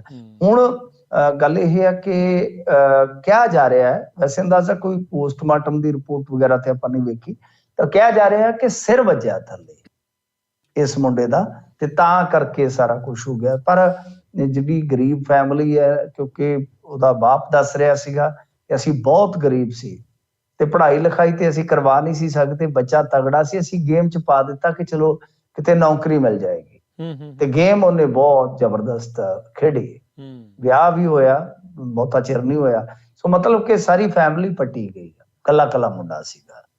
ਹੁਣ ਇੱਕ ਦੋ ਚੀਜ਼ਾਂ ਤਾਂ ਦੇਖੋ ਜਿਹੜੇ ਆਯੋਜਕ ਨੇ ਉਹਨਾਂ ਨੂੰ ਵੀ ਵੇਖਣੀਆਂ ਪੈਣਗੀਆਂ, ਜਾਂ ਜਿਹੜੇ ਹੁਣ ਅੱਜ ਕੱਲ ਤੁਹਾਨੂੰ ਪਤਾ ਕਬੱਡੀ ਟੂਰਨਾਮੈਂਟ ਹੁੰਦੇ ਆ, ਇਹਨਾਂ ਦੇ ਵਿੱਚ ਪੱਕੇ ਸੈੱਟ ਬਣੇ ਹੋਏ ਨੇ ਤੇ ਉਹ ਜਿਹੜੇ ਕਹਿ ਲਓ ਕਿ ਏਦਾਂ ਦੀਆਂ ਟੀਮਾਂ ਬਣਾ ਕੇ ਚੱਲ ਰਹੇ ਨੇ ਆਰਗੇਨਾਈਜ਼ਰ ਜਿਹੜੇ ਆ, ਉਹਨਾਂ ਨੂੰ ਵੇਖਣਾ ਪਏਗਾ। ਇੱਕ ਤਾਂ ਇਹ ਆ ਕਿ ਖਿਡਾਰੀਆਂ ਦੇ ਪਰਿਵਾਰ ਨਾਲ ਰੁਲਣ, ਜਿਹੜੇ ਏਡੇ ਤਗੜੇ ਖੇਡਦੇ ਆ, ਬਈ ਉਹਨਾਂ ਦੀ ਕੋਈ ਇੰਸ਼ੋਰੈਂਸ ਵਗੈਰਾ ਤੁਹਾਨੂੰ ਸੋਚਣੀ ਪਵੇਗੀ, ਪਹਿਲੀ ਗੱਲ ਤੇ ਹੈ। ਦੂਜੀ ਗੱਲ, ਥੋੜਾ ਗਰਾਊਂਡ ਚ ਜੇ ਸਿਰ ਵੱਜਿਆ ਤਾਂ ਫਿਰ ਥੋੜਾ ਗਰਾਊਂਡ ਚ ਵੀ ਤੁਹਾਨੂੰ ਵੇਖਣਾ ਪਏਗਾ ਕਿ ਕੋਈ ਕਮੀ ਤਾਂ ਨਹੀਂ, ਕਿਉਂਕਿ ਆਪਾਂ ਅੱਗੇ ਦੇਖਦੇ ਸੀ ਪੋਲੇ ਗਰਾਊਂਡ ਚ ਜ਼ਿਆਦਾ ਕਬੱਡੀ ਹੁੰਦੀ ਸੀਗੀ ਜੀ, ਬਹੁਤ ਪੋਲਾ ਰੱਖਿਆ ਜਾਂਦਾ ਸੀ। ਅੱਜ ਕੱਲ ਕਬੱਡੀ ਨੂੰ ਤੇਜ਼ ਕਰਨ ਵਾਸਤੇ ਕਦੇ ਮੈਟ ਤੇ ਲੈ ਆਉਂਦੇ ਨੇ, ਕਦੇ ਬਹੁਤ ਤਗੜਾ ਰਗੜ ਕੇ ਉਹਨੂੰ ਬਣਾ ਦਿੰਦੇ ਨੇ, ਬੜਾ ਕਰੜਾ ਗਰਾਊਂਡ ਬਣਾ ਦਿੰਦੇ ਨੇ। ਤਾਂ ਕੀ ਗਰਾਊਂਡ ਚ ਕੋਈ ਕਮੀ ਹੈ? ਇਹ ਵੀ ਵੇਖਣੀ ਹੋਏਗੀ। ਪਰ ਵੈਸੇ ਸੱਟਾਂ ਤੇ ਚਲੋ ਕਬੱਡੀ ਚ ਲੱਗਦੀਆਂ, ਕਿਉਂਕਿ ਇਹਦੇ ਚ ਤੁਹਾਨੂੰ ਪਤਾ ਕਿ ਆਪਣੇ ਆਪ ਨੂੰ ਖਿਡਾਰੀ ਪ੍ਰੋਟੈਕਟ ਨਹੀਂ ਕਰ ਸਕਦਾ। ਕਬੱਡੀ ਜਿਹੜੀ ਆ ਉਹ ਖੇਡਣੀ ਨੰਗੇ ਧਾੜਿਆ ਜਦੋਂ, ਹੁਣ ਇਹਦੇ ਚ ਨਾ ਤਾਂ ਹੈਲਮਟ ਪਾਈ ਜਾ ਸਕਦੀ ਆ, ਨਾ ਇਹਦੇ ਚ ਕੁਛ ਹੋਰ, ਕੋਈ ਕੱਖ ਵੀ ਨਹੀਂ ਹੈ, ਲੰਗੋਟਾ ਹੀ ਬੰਨ ਸਕਦੇ ਹੋ ਤੁਸੀਂ। ਮਤਲਬ ਕਿ ਦੋ ਤਿੰਨ ਚੀਜ਼ਾਂ ਹੈਗੀਆਂ ਨੇ ਕਿ ਜਿਨ੍ਹਾਂ ਨੂੰ ਹੁਣ ਵੇਖਣਾ ਵਿਚਾਰਨਾ ਚਾਹੀਦਾ। ਇੱਕ ਤੇ ਇਹ ਹੈ ਕਿ ਜੋ ਖਿਡਾਰੀਆਂ ਜਾਂ ਟੀਮਾਂ ਅਤੇ ਕਮੇਟੀਆਂ ਦਰਮਿਆਨ ਇਹ ਸਭ ਕੁਝ ਚੱਲ ਰਿਹਾ ਹੈ। ਦੂਸਰਾ ਕਿ ਖਿਡਾਰੀਆਂ ਦੀ ਇਹ ਇੰਸ਼ੋਰੈਂਸ ਵਗੈਰਾ ਜਿਹੜੀ ਹੈ ਉਹ ਜ਼ਰੂਰ ਵੇਖੀ ਜਾਵੇ। ਤੇ ਤੀਸਰਾ, ਗਰਾਊਂਡ 'ਚ ਵੀ ਕਿਤੇ ਕੋਈ ਕਮੀ ਪੇਸ਼ੀ ਹੈ ਉਹ ਵੀ ਲਾਜ਼ਮ ਤੌਰ ਤੇ ਵੇਖੀ ਜਾਣੀ ਚਾਹੀਦੀ। ਔਰ ਸਭ ਤੋਂ ਵੱਡੀ ਗੱਲ ਹੈ ਕਿ ਮੈਡੀਕਲ ਸਹਾਇਤਾ ਜਿਹੜੀ ਆ ਉਹ ਵੀ ਗਰਾਊਂਡਾਂ ਦੇ ਨੇੜੇ ਤੇੜੇ ਬਹੁਤ ਵਧੀਆ ਹੋਣੀ ਚਾਹੀਦੀ ਆ। ਇਹ ਚੀਜ਼ਾਂ ਅੱਜ ਸਾਨੂੰ ਮਤਲਬ ਕਿ ਦਿਖ ਰਹੀਆਂ ਨੇ ਜੋ ਵਾਪਰ ਰਹੀਆਂ, ਪਰ ਬਹੁਤ ਮੰਦਭਾਗਾ ਹੋਇਆ ਸੰਦੀਪ ਨੰਗਲ ਅੰਬੀਆਂ ਦੀ ਮੌਤ ਤੋਂ ਬਾਅਦ ਕਬੱਡੀ ਜਿਹੜੀ ਉਦਾਂ ਹੀ ਨਿੰਮੋ ਝੂਣੀ ਹੋਈ ਪਈ ਸੀਗੀ। ਪਰ ਇਸ ਮੁੰਡੇ ਦੀ ਮੌਤ ਨੇ ਵਾਕਿਆ ਕਬੱਡੀ ਜਿਹੜੀ ਇੱਕ ਵਾਰੀ ਫੇਰ ਬੜੇ ਡੂੰਘੇ ਸਦਮੇ ਚ ਕਲਾ ਦਿੱਤੀ ਆ। ਜੀ ਬਿਲਕੁਲ, ਉੱਥੇ ਡਾਕਟਰਾਂ ਦੀ ਮੌਜੂਦਗੀ ਹੋਣੀ, ਮੈਡੀਕਲ ਟੀਮ ਜਿਹੜੀ ਹੋਣੀ, ਅੱਜ ਕੱਲ ਇਦਾਂ ਦੀਆਂ ਚੀਜ਼ਾਂ ਆਈ ਥਿੰਕ, ਕਿਉਂਕਿ ਅੱਜ ਕੱਲ ਰਾਜਕਰਨਵੀਰ ਸਿੰਘ ਜੀ ਬਜਟ ਬਹੁਤ ਨੇ ਟੂਰਨਾਮੈਂਟਾਂ ਦੇ। ਬਜਟ ਜਿਹੜੇ ਆ ਉਹ ਕਈ ਵਾਰ 15-15 ਲੱਖ ਨੂੰ ਇੱਥੇ ਜਾਂਦੇ ਨੇ ਆਪਣੇ ਪੰਜਾਬ ਦੇ ਵਿੱਚ। ਸੋ ਇਹ ਗੱਲ ਹੈ ਕਿ ਜ਼ਰੂਰ ਦੇਖਣਾ ਚਾਹੀਦਾ ਕਿ ਥੋੜਾ ਬਜਟ ਇਸ ਪਾਸੇ ਵੀ, ਔਰ ਜਿਹੜੇ ਟੀਮਾਂ ਬਣਾਉਂਦੇ ਨੇ ਚਾਹੇ ਉਹ ਕਲੱਬ ਨੇ ਬਣਾਉਣ ਵਾਲੇ, ਉਹਨਾਂ ਨੂੰ ਚਾਹੀਦਾ ਕਿ ਜਿਹੜਾ ਵੀ ਕੋਈ ਮੁੰਡਾ ਇਹੋ ਜਿਹੇ ਤਗੜੇ ਮੈਚ ਖੇਡਦਾ ਹੈ, ਤਗੜੀਆਂ ਟੀਮਾਂ 'ਚ ਖੇਡਦਾ ਹੈ, ਕਿ ਉਹਦੀ ਇੰਸ਼ੋਰੈਂਸ ਵਗੈਰਾ ਵੇਖੀ ਜਾਵੇ। ਜੀ ਬਿਲਕੁਲ ਬਿਲਕੁਲ, ਮੈਂ ਦੇਖ ਰਿਹਾ ਸੀ ਤੁਸੀਂ ਵੀ ਸਾਰਿਆਂ ਨੇ ਉਹੀ ਵੀਡੀਓ ਦੇਖੀ। ਉਹ ਡਰਾਈਵਰ ਨੂੰ ਕਹਿੰਦੇ ਵੀ ਉਹ ਗੱਡੀ ਲਿਆਓ, ਗੱਡੀ ਲਿਆਓ, ਕਿੰਨਾ ਚਿਰ ਏਦਾਂ ਹੀ ਕਮੈਂਟੇਟਰ। ਬਿਲਕੁਲ, ਹਾਂਜੀ, ਉਹ ਗੱਡੀ ਦਾ ਹੀ ਪ੍ਰਬੰਧ ਨਹੀਂ ਹੈਗਾ। ਵੇਖੋ ਕੋਈ ਘੱਟੋ ਘੱਟ ਇੱਕ ਗੱਡੀ ਜਿਹੜੀ ਐਂਬੂਲੈਂਸ ਵੈਨ ਟਾਈਪ ਹੈ ਜਿਹੜੀ ਉਹ ਬਿਲਕੁਲ ਗਰਾਊਂਡ ਦੇ ਨੇੜੇ ਖਲੋਤੀ ਹੋਣੀ ਚਾਹੀਦੀ ਤੇ ਟੀਮ ਹੋਣੀ ਚਾਹੀਦੀ ਹੈ, ਕੋਈ ਮੈਡੀਕਲ ਟੀਮ ਇੱਕ ਦਿਨ ਵਾਸਤੇ ਤੁਸੀਂ ਲਿਆਓ ਜਿੱਦਾਂ ਮਰਜ਼ੀ ਆ, ਤਾਂ ਕਿ ਘੱਟੋ ਘੱਟ ਫਸਟ ਏਡ ਤੇ ਬਹੁਤ ਜਲਦੀ ਮਿਲਣੀ ਚਾਹੀਦੀ ਹੈ ਨਾ। ਜੀ ਜੀ ਬਿਲਕੁਲ। ਅਗਲੀ ਮਿੰਟੂ ਜੀ ਗੱਲ ਕਰਦੇ ਜਾਈਏ, ਕਹਿੰਦੇ ਪੰਜਾਬ ਸਰਕਾਰ ਅਮਲ ਨਾ ਕਰਵਾ ਸਕੀ ਪੰਜਾਬੀ ਦੇ ਹੁਕਮ।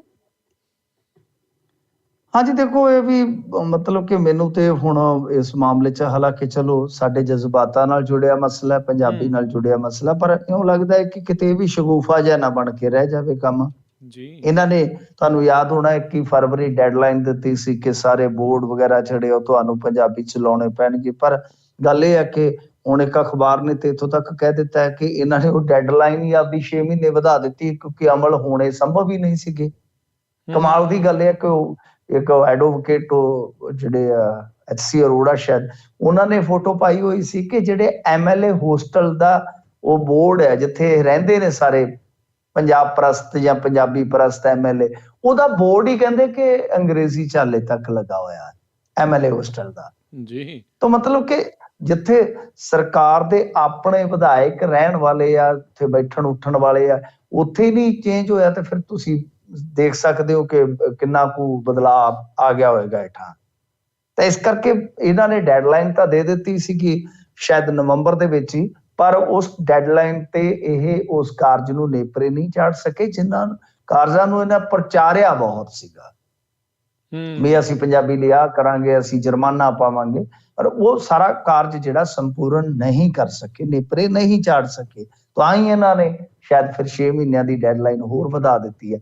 ਕਹਿਣ ਦਾ ਮਤਲਬ ਇਹ ਹੋਇਆ ਕਿ ਰਾਜ ਕਰਨਵੀਰ ਸਿੰਘ ਜੀ, ਪੰਜਾਬੀ ਜਿਹੜੀ ਆ ਉਹ ਇਹ ਸਿਆਸਤ ਦੇ ਪੱਖ ਤੋਂ ਅੱਗੇ ਨਹੀਂ ਵਧਾਈ ਜਾਣੀ ਚਾਹੀਦੀ, ਉਹ ਮਤਲਬ ਕਿ ਉੱਥੇ ਲਿਜਾਣੀ ਚਾਹੀਦੀ ਹੈ ਜਿੱਥੇ ਉਹ ਰੂਹ 'ਚ ਰਚੀ ਹੋਈ ਆ, ਜਿੱਥੇ ਉਹਦੀ ਜਾਗ ਲਾ ਕੇ ਉਹਨੂੰ ਫਿਰ ਉਹ ਕਹਿ ਲਈਏ ਨਾ ਉਹਦਾ ਫਟਾਲਾ ਕਰਨ ਦੀ ਜ਼ਰੂਰਤ ਆ ਜੇ ਕਿਤੇ ਹੈ, ਕਿਉਂਕਿ ਪੰਜਾਬ 'ਚ ਜੰਮੇ ਦੇ ਪੰਜਾਬੀ ਦੇ ਅੰਦਰ ਪਈ ਆ ਨਾ। ਬਿਲਕੁਲ। ਜੇ ਕਿਤੇ ਉਹ ਮਤਲਬ ਕਿ ਅਣਗੌਲੀ ਹੈ ਤਾਂ ਉਹਨੂੰ ਜਾਗ ਲਾਉਣ ਦੀ ਜ਼ਰੂਰਤ ਆ ਜਜ਼ਬਾਤੀ ਤੌਰ ਤੇ। ਤਾਂ ਸਾਨੂੰ ਇੱਕ ਭਾਵਨਾਤਮਕ ਜੁੜਾਅ ਜਿਹੜਾ ਹੈ ਨਾ ਉਹ ਪੈਦਾ ਕਰਨਾ ਪਵੇਗਾ ਆਪਣੀ ਮਾਂ ਬੋਲੀ ਨਾਲ। ਤੇ ਦੂਜੀ ਗੱਲ ਜਿਹੜੀ ਹੈ, ਦੇਖੋ ਮੈਂ ਇੱਕ ਹੋਰ ਚੀਜ਼ ਦੱਸਦਾ ਤੁਹਾਨੂੰ, ਕਿਰਨ ਰਜੀਜੂ ਦੀ ਮੈਂ ਇੱਕ ਸਟੇਟਮੈਂਟ ਵੇਖ ਕੇ ਬੜਾ ਹੈਰਾਨ ਰਿਹਾ ਪਿਛਲੇ ਦਿਨੀ।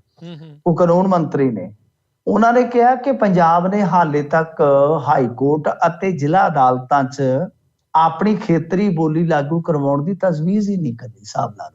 ਤੇ ਉਹਨਾਂ ਨੇ ਕਈ ਸਟੇਟਾਂ ਦਾ ਜ਼ਿਕਰ ਕੀਤਾ ਕਿ ਸਾਡੇ ਕੋਲ ਇੱਧਰੋਂ ਤਮਿਲਨਾਡੂ, ਕਰਨਾਟਕ, ਬੰਗਾਲ, ਗੁਜਰਾਤ, ਕਈ ਸਟੇਟਾਂ ਦਾ ਉਹਨਾਂ ਨੇ ਨਾਮ ਲਿਆ ਕਿ ਉਹਨਾਂ ਦੀਆਂ ਤਜਵੀਜ਼ਾਂ ਆਈਆਂ ਪਈਆਂ ਨੇ।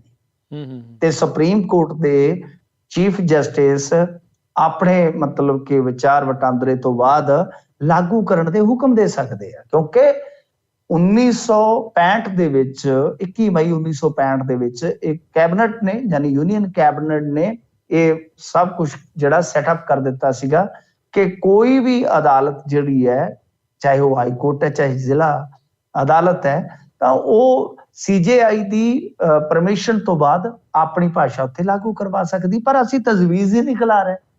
ਦੇਖੋ ਸਦਨ 'ਚ ਖਲੋ ਕੇ ਉਹਨਾਂ ਨੇ ਕਿਹਾ ਹੈ। ਇਹ ਚੀਜ਼ਾਂ ਸਾਨੂੰ ਵੇਖਣੀਆਂ ਪੈਣਗੀਆਂ ਕਿ ਕਿਤੇ ਸ਼ਗੂਫੇਬਾਜ਼ੀ ਦੇ ਵਿੱਚ ਪੈ ਕੇ ਅਸੀਂ ਫਾਇਦੇ ਦੀ ਥਾਂ ਤੇ ਨੁਕਸਾਨ ਨਾ ਕਰ ਲਈਏ, ਕਿਉਂਕਿ ਇਹ ਦੌਰ, ਇਹ ਸਮਾਂ ਹੋਣਾ ਹੈ ਕਿ ਸਾਨੂੰ ਕੁਝ ਕਰਨਾ ਹੀ ਪਵੇਗਾ। ਜਿੱਥੇ ਜਿੱਥੇ ਜ਼ਰੂਰਤ ਹੈ ਕਿ ਅਸੀਂ ਉੱਥੇ ਇਸ ਚੀਜ਼ ਦਾ ਜਿੱਥੇ ਵੀ ਕੋਈ ਵਿਗਾੜ ਹੈ ਉਹਨੂੰ ਠੀਕ ਕਰ ਲਈਏ। ਸੋ ਇਹ ਹੈ ਕਿ ਰਾਜਨੀਤਿਕ ਸਟੰਟਬਾਜ਼ੀ ਦੀ ਥਾਂ ਤੇ ਅਮਲ ਜੇ ਨਾ ਹੋਏ ਤਾਂ ਫਿਰ ਉਹਦਾ ਫਾਇਦਾ ਕੀ ਹੈ। ਜੀ ਜੀ ਬਿਲਕੁਲ। ਸਿੱਧੂ ਦਾ ਟੈਕਸ ਪੰਗਾ ਹਾਈ ਕੋਰਟ ਕਿਉਂ ਪਹੁੰਚ ਗਿਆ ਜੀ? ਹਾਂਜੀ ਦੇਖੋ, ਸਿੱਧੂ ਵਾਲਾ ਜਿਹੜਾ ਟੈਕਸ ਪੰਗਾ ਹੈ ਹਾਈ ਕੋਰਟ 'ਚ ਇਸ ਕਰਕੇ ਪਹੁੰਚਿਆ ਕਿਉਂਕਿ ਇਹਨਾਂ ਦਾ ਦਾਅਵਾ ਹੈ ਕਿ ਸਾਡੀ ਅਸੈਸਮੈਂਟ ਜਿਹੜੀ ਆ ਉਹ ਗਲਤ ਕੀਤੀ ਹੈ ਇਹਨਾਂ ਨੇ। 16-17 ਦੀ ਇਨਕਮ ਟੈਕਸ ਰਿਟਰਨ ਦੇ ਵਿੱਚ ਇਹਨਾਂ ਨੇ ਜਿਹੜੀ ਆਪਣੀ ਆਮਦਨ ਸੀਗੀ 9,66,28,470 ਦੱਸੀ, ਤੇ ਉਹਨਾਂ ਨੇ 19 ਅਕਤੂਬਰ 2016 ਨੂੰ ਟੈਕਸ ਜਮ੍ਹਾਂ ਕਰਵਾ ਦਿੱਤਾ ਸੀ। ਤੇ ਇਸ ਬਾਰੇ ਉਹ ਕਹਿੰਦੇ ਕਿ ਐਕਨੋਲੇਜਮੈਂਟ ਮਿਲ ਗਈ ਸੀ, ਜਦਕਿ ਇਨਕਮ ਟੈਕਸ ਮਹਿਕਮੇ ਨੇ 13 ਮਾਰਚ 2019 ਨੂੰ ਉਹਨਾਂ ਨੂੰ ਸੂਚਿਤ ਕਰਦੇ ਹੋਏ ਦੱਸਿਆ ਕਿ ਉਹਨਾਂ ਦੀ ਇਸ ਦੌਰਾਨ ਦੀ ਆਮਦਨ ਜਿਹੜੀ ਹੈ ਉਹ ਹਜ਼ੂਰ ਹੈਗੀ ਹੈ 13,19,66,530 ਰੁਪਏ।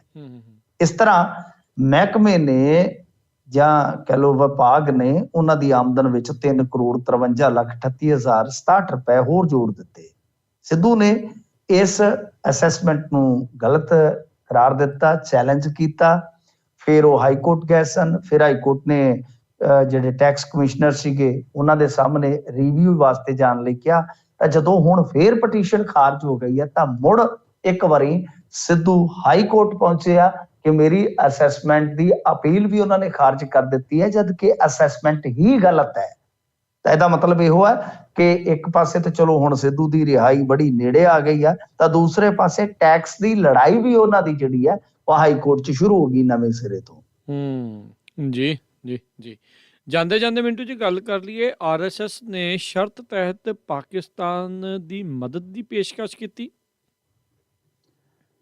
ਹਾਂਜੀ ਦੇਖੋ, ਇਹ ਨਾ ਇਹਨਾਂ ਦੇ ਜਿਹੜੇ ਹੈਗੇ ਆ ਸਹਿ ਸਰ ਕਾਰਜਵਾਹਕ ਕ੍ਰਿਸ਼ਨ ਗੋਪਾਲ ਇੱਕ ਪ੍ਰੋਗਰਾਮ 'ਚ ਕੱਲ ਬੋਲ ਰਹੇ ਸਨ, ਜਿੱਥੇ ਗੱਲਬਾਤ ਹੋ ਰਹੀ ਸੀ ਕਿ ਪਾਕਿਸਤਾਨ ਦੇ ਵਿੱਚ ਯਾਰ ਜੋ ਖਾਣ ਵਾਲੇ ਪਦਾਰਥ ਹੈ ਉਹਨਾਂ ਦੀ ਵੀ ਕਮੀ ਹੋ ਰਹੀ ਹੈ, ਬਹੁਤ ਬੁਰਾ ਹਾਲ ਆ। ਤਾਂ ਇਹਨਾਂ ਨੇ ਉੱਥੇ ਕਿਹਾ ਕਿ ਦੇਖੋ ਹਮ ਜਿਹੜੇ ਹਿੰਦੀ 'ਚ ਬੋਲ ਰਹੇ ਸਨ ਕਿ ਹਮੇ ਸਰਵ ਭਵਨੰਤੂ ਸੁਖਨ, ਮਤਲਬ ਕਿ ਸਾਰੇ ਸੁੱਖ ਹੋਣ, ਉਹਨਾਂ ਦੇ ਵਿੱਚ ਵਿਸ਼ਵਾਸ ਰੱਖਣ ਦੀ ਤਾਕੀਦ ਹੈ ਧਾਰਮਿਕ ਤੌਰ ਤੇ। ਤਾਂ ਬਈ ਅਸੀਂ ਬਹੁਤ ਦੁਖੀ ਹਾਂ ਕਿ ਉੱਥੇ ਪਾਕਿਸਤਾਨ ਦੇ ਵਿੱਚ 250 ਨੂੰ 300 ਨੂੰ ਇਹ ਆਟਾ ਵਗੈਰਾ ਜੋ ਵਿਕ ਰਿਹਾ ਹੈ ਤੇ ਬਹੁਤ ਗਲਤ ਹੋ ਰਿਹਾ ਹੈ। ਅਸੀਂ ਕਹਿੰਦੇ ਕਿ 25 ਤੋਂ 50 ਲੱਖ ਟਨ ਕਣਕ ਜਿਹੜੀ ਹੈ ਉਹ ਘਲਾ ਸਕਦੇ ਹਾਂ, ਪਰ ਰੌਲਾ ਇਹ ਆ ਕਿ ਪਾਕਿਸਤਾਨ ਮੰਗ ਨਹੀਂ ਰਿਹਾ। ਮਤਲਬ ਕਿ ਜੋ ਇਹ ਪ੍ਰੋਗਰਾਮ ਸੀ ਇਹਦੇ ਵਿੱਚ ਆਰਐਸਐਸ ਨੇ ਇੱਕ ਗੱਲ ਜਿਹੜੀ ਹੈ ਉਹ ਬੀਤੇ ਦਿਨੀ ਜੋ ਵਿਦੇਸ਼ ਮੰਤਰੀ ਨੇ ਕਹੀ ਉਹਦੇ ਤੋਂ ਥੋੜੀ ਜਿਹੀ ਵੱਖਰੀ ਹੈ, ਥੋੜੀ ਜਿਹੀ ਜੁਦਾ ਹੈ। ਸਾਡੇ ਵਿਦੇਸ਼ ਮੰਤਰੀ ਨੇ ਬੀਤੇ ਦਿਨੀ ਜੈ ਸ਼ੰਕਰ ਸਾਹਿਬ ਨੇ ਕਿਹਾ ਸੀਗਾ ਕਿ ਪਾਕਿਸਤਾਨ ਦੀ ਇਮਦਾਦ ਜਿਹੜੀ ਹੈ ਉਹ ਮਤਲਬ ਕਿ ਲੋਕਾਂ ਦੀ ਰਾਏ ਦੇਖ ਕੇ ਲਈ ਜਾ ਸਕਦੀ ਹੈ ਕਿ ਪਬਲਿਕ ਦਾ ਕੀ ਰੁਝਾਨ ਹੈ ਪਾਕਿਸਤਾਨ ਪ੍ਰਤੀ, ਵੀ ਸਾਨੂੰ ਵੇਖਣਾ ਪਵੇਗਾ ਕਿ ਲੋਕ ਜੇ ਚਾਹੁੰਦੇ ਆ ਤਾਂ ਅਸੀਂ ਜ਼ਰੂਰ ਕਰਨਾ।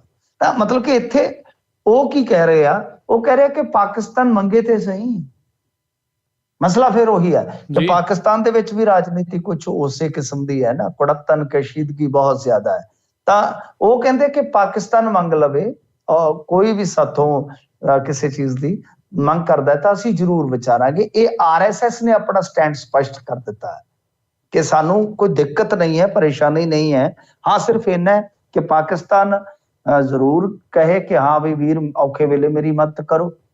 ਤਾਂ ਤਕਰੀਬਨ ਜੈ ਸ਼ੰਕਰ ਵੀ ਸ਼ਾਇਦ ਇਹੀ ਗੱਲ ਕਹਿ ਰਹੇ ਆ ਕਿ ਹਾਂ ਇੱਕ ਥੋੜਾ ਜਿਹਾ ਜਨਤਾ ਦਾ ਵਿਚਾਰ ਦੇਖ ਲਈਏ। ਜਨਤਾ ਦਾ ਵਿਚਾਰ ਉਹੀ ਗੱਲ ਹੈ ਨਾ, ਕਹਾਂ ਇਲੈਕਸ਼ਨ ਹੈ ਵੀ ਕਿਤੇ ਗੱਲ ਉੱਠੀ ਨਾ ਪੈ ਜਾਵੇ ਜੇ ਅਸੀਂ ਆਫਰ ਕਰੀਏ। ਤਾਂ ਮੈਨੂੰ ਲੱਗਦਾ ਕਿ ਪਾਕਿਸਤਾਨ ਨੂੰ ਵੀ ਵੇਖਣਾ ਚਾਹੀਦਾ, ਜਿੱਦ ਛੱਡਣੀ ਚਾਹੀਦੀ ਹੈ, ਉਹਨਾਂ ਦੀ ਲੀਡਰਸ਼ਿਪ ਨੂੰ ਦੇਖਣਾ ਚਾਹੀਦਾ ਹੈ। ਜਿੱਥੋਂ ਫਾਇਦਾ ਹੁੰਦਾ, ਅੱਜ ਕੱਲ ਤੁਹਾਨੂੰ ਪਤਾ ਪੂਰੀ ਦੁਨੀਆ ਹੀ ਵਪਾਰ ਦੀ ਲੜਾਈ ਲੜ ਰਹੀ ਹੈ, ਜਿੱਥੋਂ ਫਾਇਦਾ ਹੁੰਦਾ ਹੈ। ਇੰਡੀਆ ਖੁਦ ਰਸ਼ੀਆ ਤੋਂ ਵੇਖ ਲਓ ਤੇਲ ਖਰੀਦ ਰਿਹਾ, ਸਾਰਾ ਸਿਸਟਮ ਜਿਹੜਾ ਉਹ ਏਦਾਂ ਚੱਲਦਾ। ਤਾਂ ਕਹਿਣ ਦਾ ਮਤਲਬ ਕਿ ਕੋਈ ਹਰਜ ਨਹੀਂ ਹੈਗਾ, ਕੋਈ ਹਰਜ ਨਹੀਂ ਹੈ ਇਸ ਗੱਲ ਦੇ ਵਿੱਚ। ਤੇ ਜੇ ਇਹ ਕਹਿੰਦੇ ਆ ਤੇ ਇਹਨਾਂ ਨੂੰ ਜ਼ਰੂਰ ਮਦਦ ਕਰਨੀ ਚਾਹੀਦੀ ਹੈ, ਕਿਉਂਕਿ ਇਹਦੇ ਨਾਲ ਜਦੋਂ ਔਖੇ ਵੇਲੇ 'ਚ ਤੁਸੀਂ ਕਿਸੇ ਦੇ ਕੰਮ ਆਉਂਦੇ ਤਾਂ ਅਗਲਾ ਫਿਰ ਆਪਣੇ ਅੰਦਰ ਦੀ ਜਿਹੜੀ ਕੋਈ ਮਾੜੀ ਮੋਟੀ ਕੁੜੱਤਨ ਹੁੰਦੀ ਹੈ ਤਾਂ ਉਹ ਘੱਟ ਜ਼ਰੂਰ ਕਰਦਾ। ਵੈਸੇ ਵੀ ਮੈਂ ਤਾਂ ਵਾਰ-ਵਾਰ ਕਹਿੰਦਾ ਕਿ ਪਾਕਿਸਤਾਨ ਦੇ ਜਿਸ ਤਰ੍ਹਾਂ ਦੇ ਹਾਲਾਤ ਨੇ, TTP ਜਿਸ ਤਰ੍ਹਾਂ ਬੜਾ ਤਾਕਤਵਰ ਹੋ ਰਿਹਾ ਹੈ, ਤਾਂ ਉਹ ਇੰਡੀਆ ਨੂੰ ਤਾਂ ਡੈਫੀਨੇਟਲੀ ਉੱਥੇ ਉਹ ਕੋਈ ਇੱਕ ਜਿਹੜੀ ਡੈਮੋਕ੍ਰੈਟਿਕ ਸਰਕਾਰ ਹੈ, ਚਲੋ ਥੋੜੀ ਬਹੁਤੀ ਵੀ ਹੈ, ਉਹਨੂੰ ਸਥਿਰ ਰੱਖਣ 'ਚ ਜ਼ਰੂਰ ਦੇਖਣਾ ਪਵੇਗਾ। ਤੇ ਦੂਜੀ ਗੱਲ ਹੈ ਕਿ ਸਰਕਾਰਾਂ ਤਾਂ ਹੀ ਹਜ਼ੂਰ ਕਾਇਮ ਰਹਿੰਦੀਆਂ ਨੇ ਜੇ ਜਨਤਾ ਥੋੜਾ ਬਹੁਤਾ ਢਿੱਡੋਂ ਤ੍ਰਿਪਤ ਹੋਏਗੀ। ਤੇ ਭੁੱਖੀ ਜਨਤਾ ਤਾਂ ਫਿਰ ਖਾਨਾ ਜੰਗੀ ਵੱਲ ਵੱਧ ਜਾਂਦੀ ਹੈ, ਤੁਹਾਨੂੰ ਪਤਾ ਹੀ ਹੈ, ਇਸ ਗੱਲ ਦਾ ਇਲਮ ਹੀ ਹੈ, ਆਪਾਂ ਦੇਖਿਆ ਹੀ ਹੈ। ਸੋ ਖੈਰ ਦੇਖਦੇ ਆ ਕਿ ਕੀ ਬਣਦਾ, ਪਰ ਮੇਰਾ ਮੰਨਣਾ ਇਹ ਹੈ ਕਿ ਜ਼ਰੂਰ ਮਦਦ ਕਰਨੀ ਚਾਹੀਦੀ ਹੈ। ਜੀ ਜੀ ਜੀ ਮਿੰਟੂ ਜੀ, ਬਹੁਤ ਧੰਨਵਾਦ, ਬੜੀ ਮਿਹਰਬਾਨੀ। ਮਿਲਦੇ ਹਾਂ ਜੀ ਫਿਰ ਆਪਾਂ ਅਗਲੀ ਵਾਰ। ਸਤਿ ਸ਼੍ਰੀ ਅਕਾਲ ਜੀ। ਸਤਿ ਸ੍ਰੀ ਅਕਾਲ ਜੀ। ਪ੍ਰੋਗਰਾਮ ਦੀ ਇੱਥੇ ਸਮਾਪਤੀ ਹੈ। ਮੇਰੇ ਵੱਲੋਂ ਵੀ ਸਭ ਨੂੰ ਪਿਆਰ ਭਰੀ ਸਤਿ ਸ਼੍ਰੀ ਅਕਾਲ। ਸੁਣਦੇ ਰਹੋ, ਦੇਖਦੇ ਰਹੋ ਪੰਜਾਬੀ ਰੇਡੀਓ USA।